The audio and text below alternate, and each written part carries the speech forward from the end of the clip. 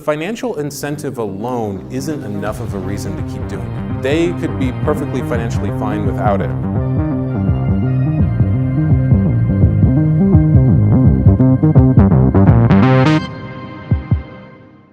Is there anything being done to take circumcision off of the list of accepted, financially covered procedures for Medicaid?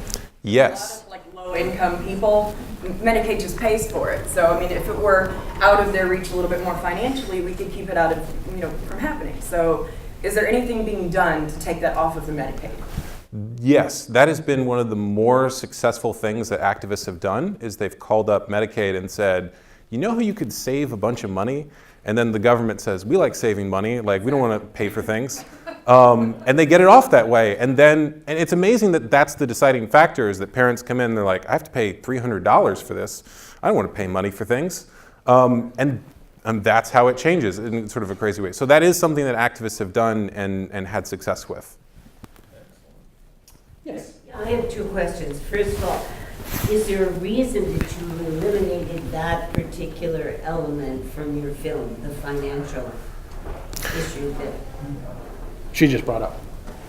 Yeah. No, I think what she's asking is about the money that's made Right. off foreskin. Why was that not brought up? Right. Yeah, why does it? You didn't. Because it's used in cosmetics and stuff, so I mean it's being sold.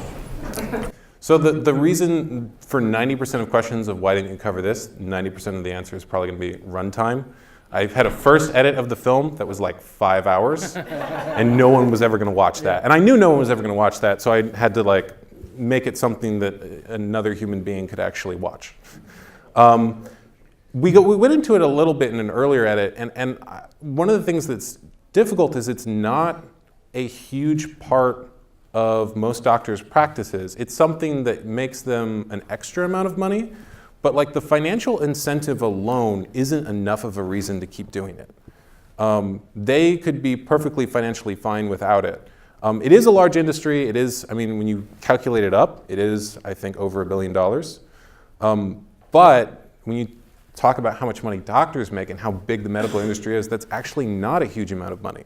And so then you get into okay, well, if it's not the money thing, are there other reasons? And that's sort of the more interesting question of the psychological of okay, well, if I stop doing this, then what does that mean about what I've been doing?